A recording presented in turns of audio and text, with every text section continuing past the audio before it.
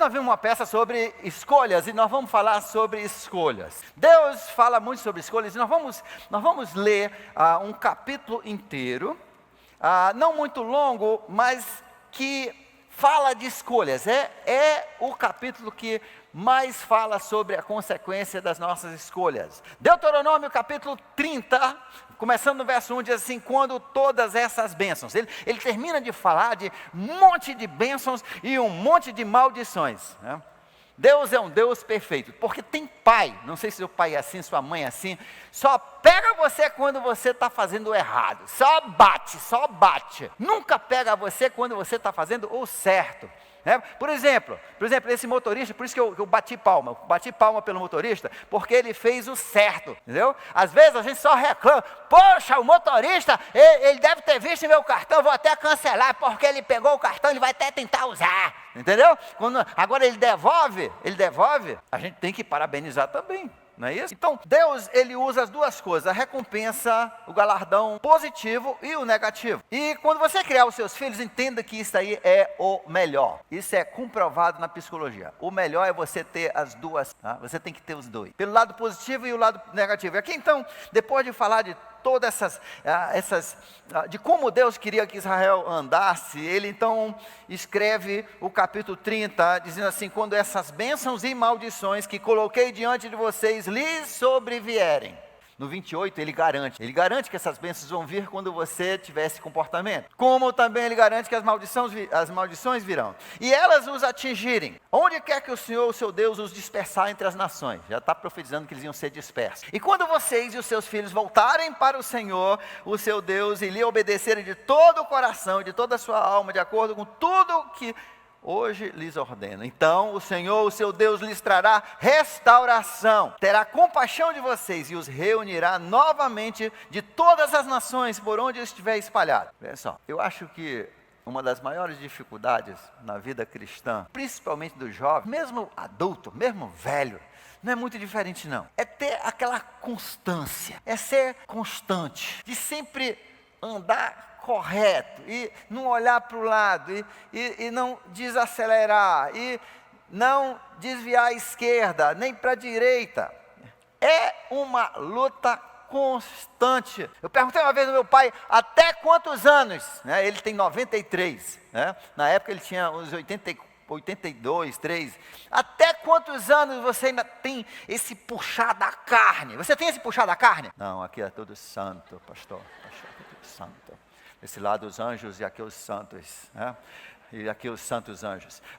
Existe, e isso é uma luta constante em nossa vida, e por isso que a gente tem que estar na Bíblia, nós temos que estar na meditação, nós temos que estar no grupo, nós temos que estar orando, temos que estar lendo mais, e quando a tentação vier, nós temos que ler mais, nós temos que ler bons livros, nós temos que ouvir bom louvor, porque ser constante é a nossa maior luta. Não é a sua também? Às vezes eu vejo assim um jovem tão bem, um mês depois, você não vai acreditar, o que o menino fez? O que ele fez? Cara, o bicho está usando droga, o bicho agora está bebendo, o bicho agora decidiu virar gay. Eu não consigo compreender a rapidez, mas eu entendo que isso faz parte da natureza humana. Isso é a nossa maior dificuldade. Eu reclamo isso de Deus: por que é tão difícil a gente manter sempre aquela via estreita e apertada? E ele então, entendendo isso, ele coloca o capítulo 3, aqui 30, e diz no verso 4: e mesmo que tenham sido levados para a terra mais distante debaixo do céu, e lá o Senhor, o seu Deus, os reunir e os trará de volta, ele os trará para a terra dos seus antepassados, e vocês tomarão posse dela. Ele está falando, na verdade, aqui ele está falando do que vai acontecer no final. Nós estamos inclusos aqui nesses filhos de Abraão, aquela passagem que eu li para você de Gálatas, capítulo 3, versos 6 a 8, no domingo.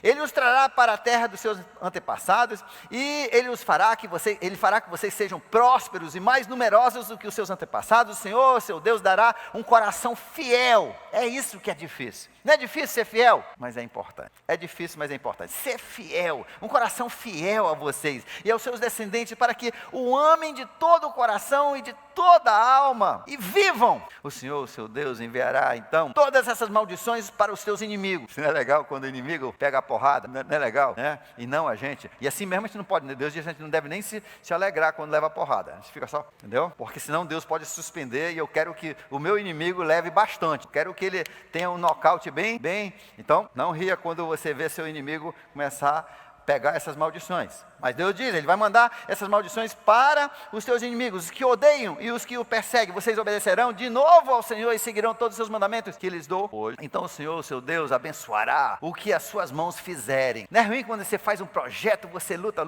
e depois não ganha dinheiro com isso. Se você estudou filosofia, eu não sei nem por que você... Filosofia não tem emprego. Tem algumas coisas que nunca foram feitas para dar dinheiro, né? Vocês vão ser,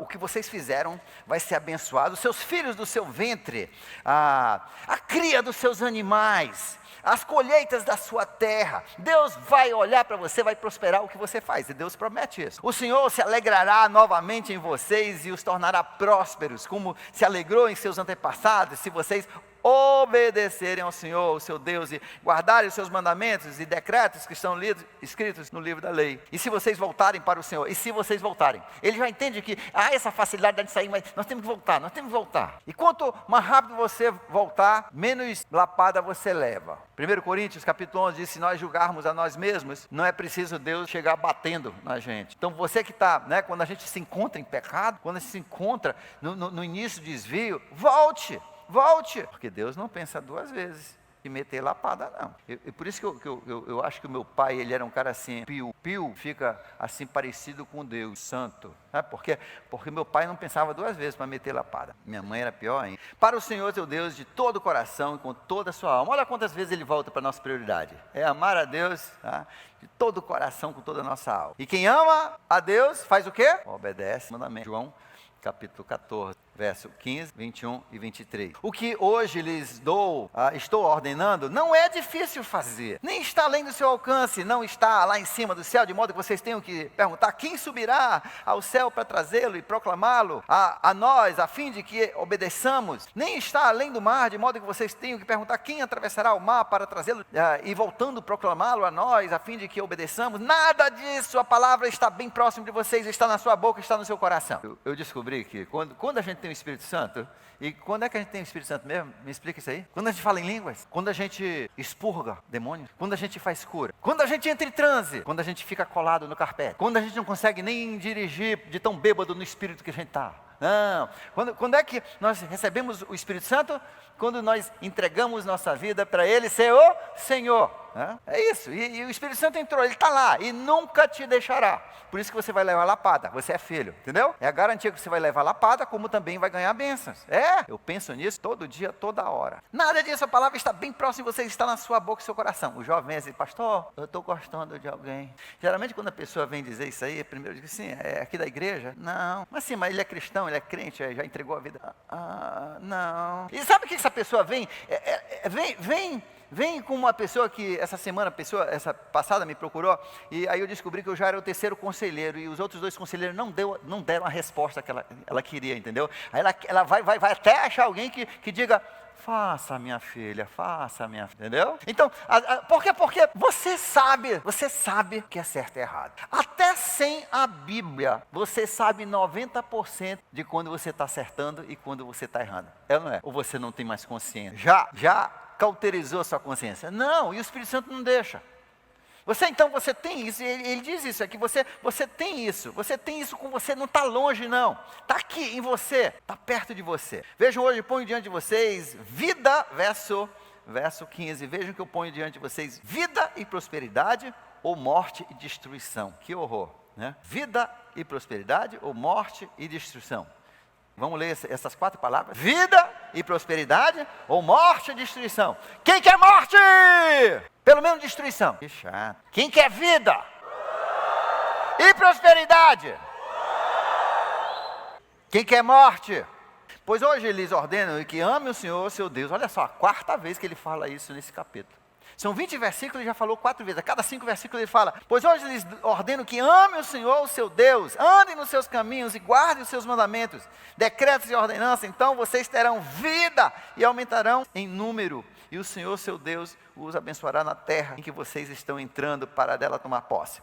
Se todavia o seu coração se desviar e vocês não forem obedientes e se deixarem levar e prostrarem diante de outros deuses para adorá-los, eu hoje lhes declaro que sem dúvida vocês serão destruídos. Vocês não viverão muito tempo na terra em que vão entrar, da qual vão tomar posse depois de atravessar o Jordão. Hoje eu invoco os céus e a terra como testemunhas contra vocês, de que coloquei diante de vocês a vida e a morte, a bênção e a maldição. Agora escolham a vida, para que vocês e seus filhos vivam, e para que vocês amem o Senhor, de novo, amem o Senhor e ouçam a sua voz, e se apeguem firmemente, firmemente a Ele, pois o Senhor é a sua vida. O Senhor é a sua vida? O Senhor é a sua vida? Ou ela é a sua vida?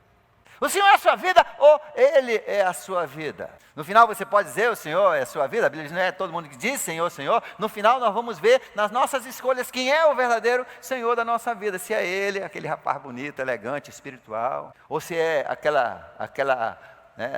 se é Deus, ou se é aquela mulher muito parecido com o caráter de Cristo. Porque o nosso foco vai se tornar notório, vai render em frutos. A Bíblia diz que por isso você olha a vida da pessoa, e sim, eu não sou Deus para julgar alguém, mas eu posso olhar ali aquela árvore, está cheia de goiaba, eu sei que é goiabeira. Assim como eu posso olhar ali uma outra árvore e vejo que tem limão, e eu sei que aquele pé é de limão. E a Bíblia diz também assim, que nós podemos olhar os frutos na vida da pessoa e dizer, e saber quem é o Senhor dessa pessoa. Isso é importante para você. Você que está pensando em namorar e está gostando, você tem que olhar primeiro o fruto. E se é uma goiaba toda bichada, entendeu? Se é uma tangerina daquela azeda, né, que não abre mais a boca, né? Hoje eu invoco os céus e a terra como testemunhas contra vocês, coloquei diante de vocês vida e morte. Diga comigo: vida e morte, bênção e maldição. Agora escolham a vida para que vocês e seus filhos vivam, para que vocês amem o Senhor, o seu Deus, e ouçam a sua voz e apeguem-se firmemente a Ele, pois o Senhor é a sua vida e Ele lhes dará muitos anos na terra que jurou dar aos seus antepassados, Abraão, Isaque, Jacó. E Gálatas diz: e a nós também, que somos filhos de Abraão, porque somos filhos da fé. Portanto, a herança dele é a nossa herança também. Um poeta muito famoso, americano, Robert Frost, escreveu uma poesia, e eu vou só ler a primeira frase traduzida. Claro que não tem rima, porque poemas são difíceis de traduzir com rima. Duas estradas separavam-se num bosque e eu segui pela menos viajado, e isso fez toda a diferença. Na nossa vida nós temos escolhas, nós sempre temos escolhas, e hoje eu quero falar um pouquinho sobre escolhas, porque elas fazem toda a diferença. São as pequenas escolhas. Ló e Abraão fizeram uma escolha. Eu vou falar sobre isso amanhã. Eu falei domingo, né, um pouco. Aliás, não, vou falar amanhã.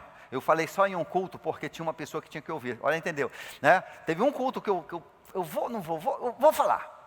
Aí alguém chegou e disse: isso aí foi mim. Deus falou para mim hoje. Era isso, eu estava decidindo ir embora daqui. Eu tenho 2 crianças pequenas. E eu sei que elas iam se perder, porque para onde eu ia não. Aí nos outros 2 eu vou falar sobre isso. Escolha de Ló e Abraão. Ló, ele escolhe pela vida boa. Tinha muitos cinemas, era vida moderna. Entendeu? Cidades grandes. Eu gosto de cidades grandes. Você gosta? Você gosta de cidades grandes ou você gosta daquele interior? Você gosta de Iranduba, daquele, né? À noite o pessoal enrola até as calçadas, né? Para ninguém pisar à noite. Você gosta? Né? Dá aquela solidão à noite, né? Ló e Abraão. Ló escolheu aquele lugar agitado, aquele lugar cheio de vida, cheio de pecado. Terras fáceis, terras planas e férteis. A Bíblia diz como as planícies, né? como Éden, o próprio Éden. E se lascou. Abraão ficou lá nas montanhas rochosas. E ele saiu, o homem rico, e Ló acabou tudo. Perdeu a mulher, perdeu o genro, e as 2 filhas se tornaram mães dos dois grupos de pessoas que Deus declarou que ele ia eliminar da face da terra.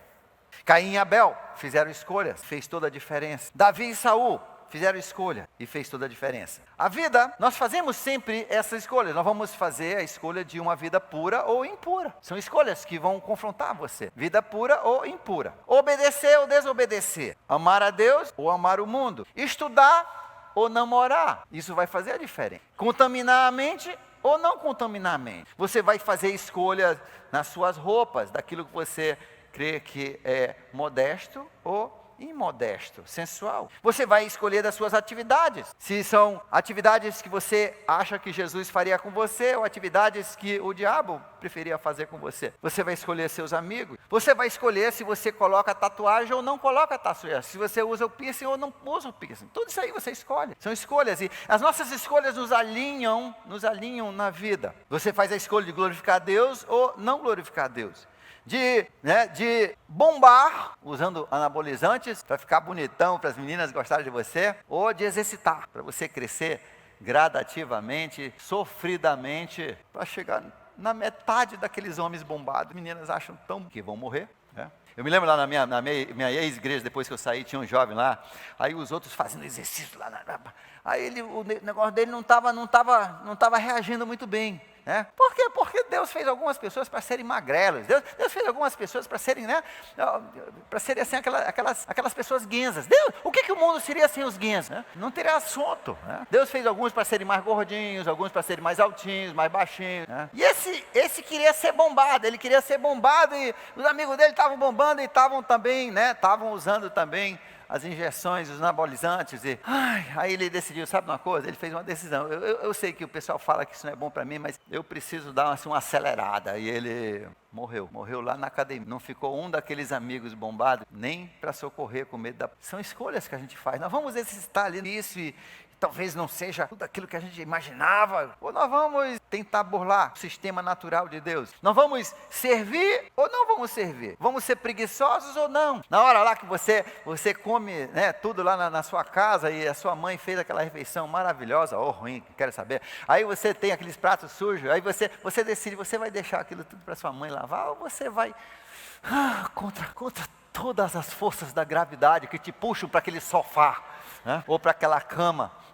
Você vai se levanta e lava aqueles pratos. É a diferença do preguiçoso, o produtivo, e aquela pessoa que é do preguiçoso ou do diligente. São as diferenças, são as decisões, são as pequenas decisões. A decisão de sentar na frente ou sentar atrás. Porque aqui na nossa igreja, se você pegou pelo menos uma aula minha, toda a minha aula minha, eu falo, as pessoas sentam na frente, vão ter o quê? Melhores notas, em média 10% melhor. Agora você sabe, mas com isso você toma a decisão, não, eu prefiro ficar aqui atrás, que aqui eu posso olhar meu celular, eu posso conversar com os amigos um pouquinho. Sabe quando esse chato, esse anfitrião vem aí me atrapalhar, Mas eu gosto aqui de ficar aqui atrás, às vezes eu me desligo da mensagem, se estiver apertando muito o sapato, eu tiro. Ou vou sentar num lugar que me força a ouvir e interagir com aquilo que Deus está falando na minha vida. Onde é que eu vou sentar? Você vai escolher ser uma pessoa amiga ou um patético? Um amigo ou uma pessoa antipática? Pessoas escolhem isso. Eu estava conversando essa semana com alguém que está 2 anos desempregado, não consegue emprego. Aí eu tentei ajudar, aí eu liguei para alguém, dizendo, vixe, o fulano, quase eu digo o nome dele, aquele ali,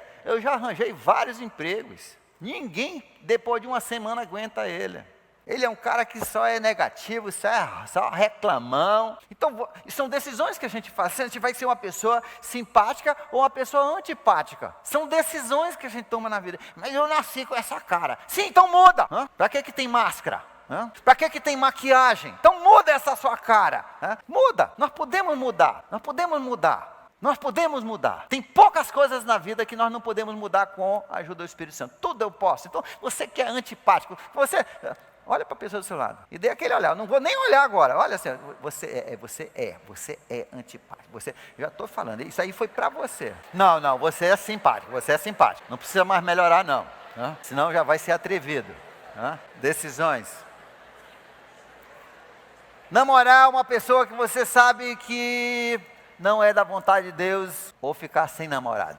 Geralmente, porque assim, o namoro geralmente não é uma escolha entre 2 pessoas, geralmente uma escolha e ninguém, entendeu? E a escolha muitas vezes é ficar sem namorado ou namorar esse filho do cão, Apareceu, mas pelo menos ele disse que gosta de mim. Sim, o diabo gostaria de você também no inferno, entendeu? Isso aí é o filho dele que está aí, o cachorrinho. Então, nós temos que pensar dessa forma. Eu vou viver no agrado de Deus, são escolhas que eu faço, e isso vai fazer toda a diferença, como o poema que eu li, vai fazer toda a diferença na sua vida. Toda a diferença na sua vida. Eu estou lidando com um caso, é um caso muito, muito triste, por uma decisão de uma mulher que ela ia se tornar lésbica. Mas antes disso, ela decidiu que ela não ia perdoar as pessoas, ela não ia perdoar as pessoas que a magoaram. Isso levou ela a uma mente reprovada e contaminou, e aí entrou nesse mundo do lesbianismo, largou 2 filhos e um marido, e está numa vida tão devassa que você não imagina a devassidão, a perversidade dessa pessoa, que era mesmo as pessoas que estão vivendo mais de perto e veem o que a pessoa, como é que uma pessoa dessa consegue fazer tanta sacanagem, tanta perversidade, ser uma pessoa tão imoral, tão perversa. Foi uma decisão muitos anos atrás, onde ela decidiu que ela não ia perdoar. Foi uma decisão mais tarde de que ela ia continuar vendo os filmes, né, e os seriados de lésbicas, e mais adiante ia começar a entrar nos chats, né, nos blogs. E hoje, uma vida permeada de drogas, de álcool e perversidade. Você vê o resultado de uma escolha. Nossas escolhas têm consequências. E aqui no verso, eu gosto do verso 11, porque ele diz, olha, e não é difícil não é difícil a gente escolher o certo. Existe um pouquinho, né, você tem que ter um pouquinho de raça, mas não é difícil. Certamente não é difícil saber o que é o certo, o que é o errado. Não é complicado entender o que é o certo, né? No verso 13, tá? Não está lá distante para você conseguir entender a vontade de Deus. A vontade de Deus é muito, muito, muito fácil entender, primeiro pelas Escrituras, segundo pela sua própria consciência, porque Ele está com você e está em você. João capítulo 14. Mas exige uma decisão. Josué, ele diz em Josué 24:15, ele diz, eu já decidi, quanto a minha família, nós vamos servir ao Senhor. Nós vamos servir ao Senhor. E são decisões que nós tomamos e aí vivemos pela nossa decisão. Uma vez, no jornal de Boston, no mesmo dia saíram 2 artigos. Um de um rapaz que tinha ganho uma bolsa de estudos muito cobiçada, chamada Fulbright, onde ele foi estudar na Europa. O outro, com o mesmo nome, Wes Moore.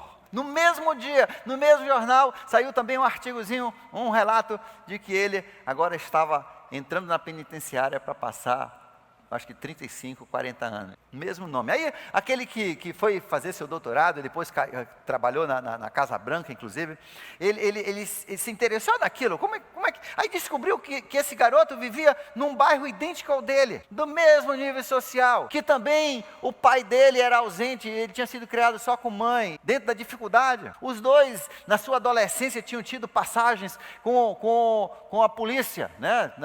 na delegacia dos menores.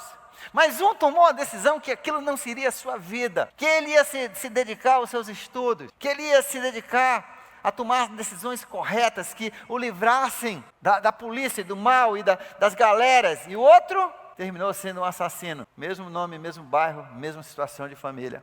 Decisões diferentes. Para encerrar, eu quero dar a você 11 dicas para tomar uma boa decisão.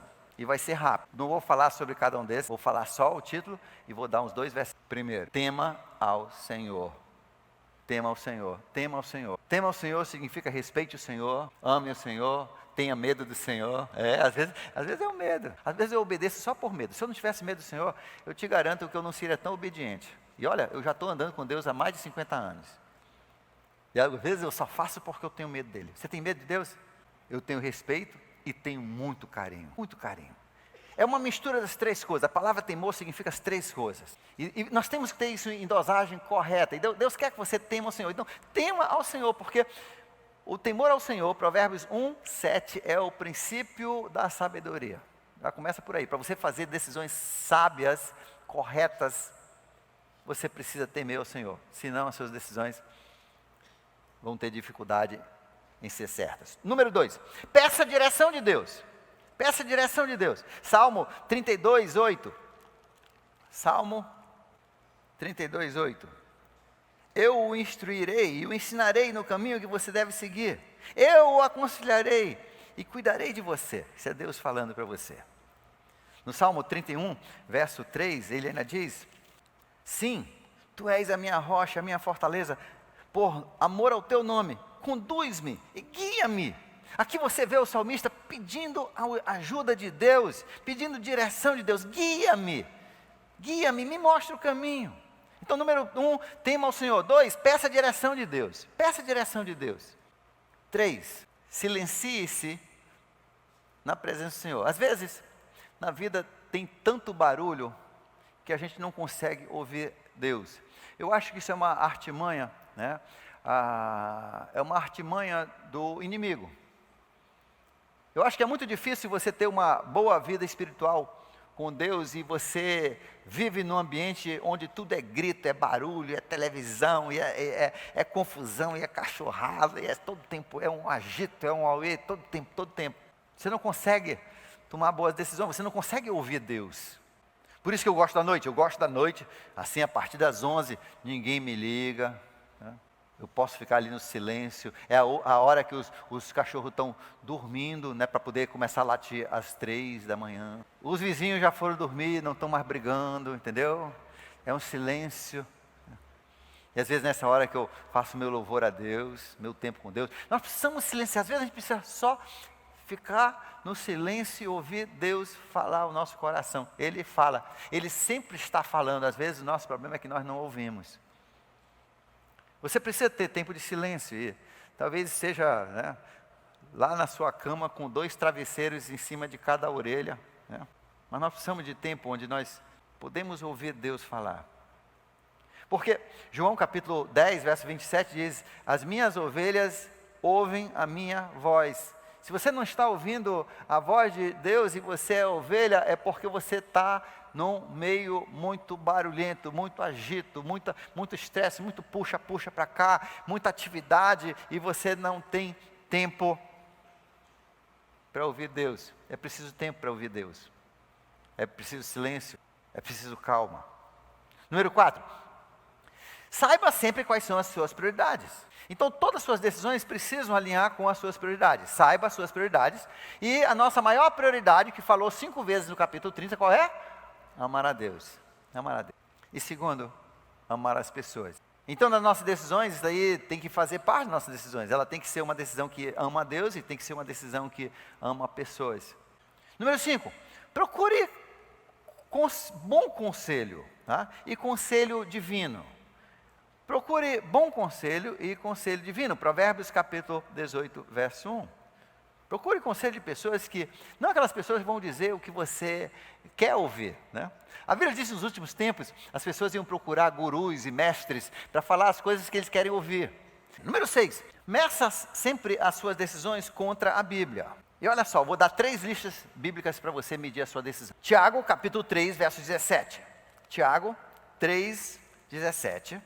Diz que as coisas que estão certas com Deus, tá? As decisões certas com Deus, primeiro, se for feito com a sabedoria de Deus, que vem do alto, é, antes de tudo, puro. Vai ter pureza na atividade, na decisão, no fazer. Depois, ela é pacífica.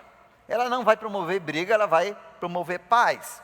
É amável, é compreensiva, é cheia de misericórdia e de bons frutos, imparcial e sincera. É uma medida, essa decisão que você está tomando, ela tem essa qualidade que Deus fala que faz parte de uma boa decisão. Ele agora falou assim, e frutos bons. Aí isso nos leva a Gálatas capítulo 5, verso 22. Gálatas 5, 22 nos dá aquela lista, mas o fruto do Espírito, 22, 23. O fruto do Espírito é amor, alegria, paz, paciência, amabilidade, bondade, fidelidade, mansidão, domínio próprio. Aí, isso nos leva ainda a amor, aí vamos para 1 Coríntios capítulo 13, versos 7 e 8, onde Deus diz que então essa decisão, ela vai ser paciente, vai ser bondoso, não vai ser por inveja, não vai ser por arrogância, não vai ser por orgulho, não vai maltratar, não é rude, não vai ser uma coisa procurando os seus próprios interesses, não vai ser uma coisa irada, né? Não vai ser uma coisa de mágoa, de rancor, não vai ser uma coisa injusta. Nos dá uma lista de qualidades que precisam fazer parte de uma boa decisão. Meça a sua decisão então contra as Escrituras. Tiago capítulo 3, verso 17, 1 Coríntios, Gálatas capítulo 5, 22, 23, 1 Coríntios 13, versos 4 a 7. Número 7, não negligencie a sua intuição. Deus é maravilhoso. Deus primeiro Ele deu um raciocínio. Sempre eu falo nisso, né? Porque tem pessoas que acham que tudo cai do céu. Na verdade, Deus nos formou na sua imagem e semelhança. Deus deu um cérebro magnífico, né? Um cérebro incrível. Né? Esse instrumento que fica entre as suas orelhas, que tem ligações com o seu tato, tem ligações com o seu olfato, com a sua audição, dentro no seu... com os seus olhos, com a sua boca, é incrível. O meio de como Deus coloca informação ali dentro. Esse seu cérebro tão brilhante, que às vezes a gente não usa, mas né, que tem tantos bilhões de neurônios, e muitas vezes, muitos deles desempregados, mas Deus deu o raciocínio. Isso daí sempre a gente tem que pensar na lógica das coisas. Deus é um Deus lógico, mas Deus também deu uma outra qualidade para nós, que os cientistas não sabem explicar bem, nem os psicólogos, mas chamado intuição. Intuição é diferente de emoção. Intuição é alguma coisa, eu não sei explicar, me diz que tem alguma coisa errada nesse negócio. E as mulheres em geral têm uma intuição melhor do que os homens. É aquele homem que vai comprar um carro novo, aí ele comunica, né, com a mulher, diz, olha, eu estou pensando em comprar um carro novo, já está escolhido, um carro muito bacana, muito legal, muito legal. Aí a mulher diz, então deixa eu olhar. Aí chega lá e conversa com o vendedor, aí sai de lá e diz, olha, tem alguma coisa aí, tem alguma coisa errada. Eu senti alguma coisa aí nesse vendedor. Aí o marido, não, deixa de besteira, isso é besteira. Aí ele compra o carro, uma semana depois cai o motor todinho, né? Acaba. Né? Ou descobre que está cheio de pó de serragem dentro da transmissão, né? Que aí, né, por uns 3 dias fica legal, bem silencioso, né? No 4º dia cai tudo, compra um carro novo. Então, não negligencie a sua intuição. Né? Se você acha que tem alguma coisa errada, que você não consegue bem botar o dedo, mas não entre por esse caminho, até você tiver paz. Número 8, a sua decisão tem que ser uma decisão de fé, de que se você fizer isso e for do agrado de Deus, você está fazendo isso pela fé, porque você acha que é agrado de Deus, Deus vai te recompensar. Deus vai te recompensar. Hebreus capítulo 11, verso 1 e verso 6. Deus vai te recompensar. Número 9, você precisa decidir o quando e o como. Por exemplo, alguns de vocês já decidiram que vão casar. Agora você tem que decidir o quando e o como. Por exemplo, alguns tempos atrás eu vi um casamento que era assim. A menina, ela fez tudo. Ela pagou tudo. Ela se desdobrou, trabalhou, fez um enxoval, fez nada. E o rapaz, o que ele fez? Nada. Nem empregado ele não estava. A mulher, ela queria casar. E assim, quem sou eu para dizer que aquele rapaz, ele parece ser um bom rapaz, né? Mas certamente não é espiritual. Parece ser um bom rapaz, não é brigante, mas eu acho que o quando estava errado. Eu acho que ela casou no quando errado. Ela devia ter dito, sim, nós vamos casar, eu quero muito casar com você, mas eu vou casar quando você tiver emprego. Ela negligenciou esse quando, ela não prestou atenção ao quando e como. Ela devia ter deixado ele participar da festa e ver se pelo menos ele tinha interesse de fazer o casamento. Se ele não queria levantar nem um dedinho para se esforçar por isso, deixou ela fazer tudo, botou tudo nas costas dela. Eu acho que mesmo ele sendo a pessoa certa, o como e o quando estão errados. Então, mesmo sabendo a decisão, você ainda tem que pensar no quando e o como, né? Às vezes, o seu quando é antes. Às vezes, um casal que está namorando 3 anos, está apaixonado, diz assim, nós vamos casar. Eu digo, sim, quando? Daqui 2 anos. Aí eu sempre pergunto, você não tem tesão por ela não? Porque se a resposta é não, então cara, para a menina eu falo, cai fora, esse cara não é homem. Entendeu? Eu digo para a menina, você não tem vontade de transar com ele? Então cai fora, essa mulher, né, vai te levar a botar chifre na cabeça dela. É uma mulher fria, entendeu? Sim, mas pastor, você está falando? Sim, Deus fez tesão, e você deve ter tesão pela pessoa que você quer casar. Isso faz parte também, tem muitos, são muitos fatores. Sim, ele tem que ser um homem de Deus, mas ele tem que ser um homem de Deus que você gosta, e que você tem amizade, que você conversa, e tem que ser um homem de Deus que você quer transar, você quer ir para a cama com ele, né? Entendeu? Que você, se puder, vai ser 5, 6 vezes por dia. Então, Então, quando um casal diz assim, não, já estão namorando uns 2 anos, aí diz assim, quando é que você vai casar? Daqui uns 2 anos. Tem alguma coisa errada. Alguma coisa não me cheira bem, né? Essa carne está podre e estão colocando química para fazer salsicha. Esse leite está estragado e estão colocando soda cáustica para tirar o amargo. E estão colocando as caixinhas, a gente está botando no café e tomando no nosso. Né? Por quê? Porque se realmente tem essas qualidades, são espirituais, querem, são amigos e são perfeitos um para o outro, e tem tesão. Então, gente, Deus diz, é melhor casar do que abrasar. E Deus vai te abençoar nessa decisão. Entendeu como é a coisa? Agora, só porque você tem tesão não significa que a pessoa é de Deus. Você tem que olhar todas as qualidades. E também essa química. Porque senão vai ser um casamento muito frustrado e vai ter infidelidade. Então, nós precisamos, mas o tempo aí está errado. Talvez o tempo tem que ser daqui 3 meses. Que é geralmente a minha sugestão, 3 meses. Mas não tem dinheiro, tem que fazer o chafá. Olha, a festa não é para os outros. Não, a minha mãe quer, então que ela pague. Entendeu? A aliança você faz de uma tampa de Coca-Cola, aquele. A cotinha para pagar o cartório você arranja com o seu grupo de amizade. Né? Você faz o casamento no dia coletivo, né? Ou chama seus amigos e traga o bolo. Né? Mas então veja só, as nossas decisões elas precisam ter também o como e o quando. Aí o que o casal faz? Tem uns casais aqui, desculpe a palavra, são muito... Não vou falar não. Vou falar uma palavra melhor. Lesas, pessoas lesas. Porque assim, gastaram uma fortuna no casamento. As parcelas do pagamento vão terminar depois do divórcio. Então, o como e o quando. Número 10, obedeça a Deus. Obedeça a Deus. Obedeça a Deus. Custe o que custar. Obedeça a Deus. Às vezes eu tenho que obedecer a Deus na marra, né? Puxando minha própria orelha. Se vocês obedecerem fielmente ao Senhor, o seu Deus. Não é legal? O Senhor, o meu Deus. E seguirem cuidadosamente todos os seus mandamentos que hoje lhes dou, o Senhor, meu Deus. O Senhor, seu Deus, os colocará acima dos outros.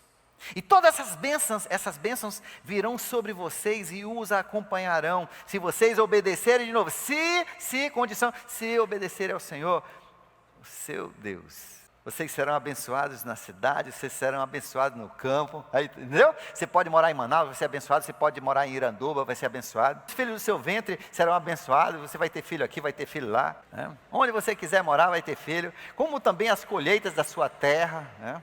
Os bezerros, cordeiros, rebanho, ele fala da fartura que Deus vai dar aos seus esforços, né? Aos seus esforços trabalhistas. A sua cesta e a sua amassadeira, pelo menos o dinheiro para comprar o pão lá no supermercado, serão abençoados. Vocês serão abençoados em tudo o que fizerem. Condição? Se obedecerem fielmente. E por último, aprenda das suas experiências e das experiências dos outros. Aprenda com a sua experiência e a experiência dos outros. Você vê onde você falhou. A vida não é feita só de acertos, nós erramos às vezes. Mas quando erramos, nós não devemos desistir, não devemos nos deprimir, nós precisamos levantar e ver, eu errei. Né? Como o Josué, quando eles levaram um pau lá daquele pessoal de Ai, que era para ser uma guerra fácil, aí ele foi buscar, Deus, por que isso aconteceu? Nós aprendemos com nossas experiências positivas, tá?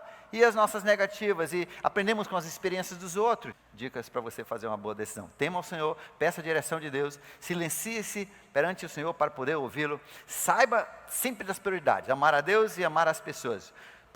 Número 5, procure conselho, bom conselho espiritual. 6, meça suas decisões contra a palavra de Deus, com aquelas 3 passagens. Número 7, não negligencie a sua intuição. Decisões devem ser pela fé. Uma vez que decididas, nós precisamos entender que nós fazemos, às vezes até contra a lógica, mas nós sabemos que é isso que Deus quer, nós cremos que é isso que Deus quer. Decida, número 9, decida o quando e o como da sua decisão. Número 10, obedeça a Deus. E 11, aprenda com as suas experiências e com as experiências de outros. Que Deus abençoe você nas suas decisões. As suas decisões fazem a diferença. Amém.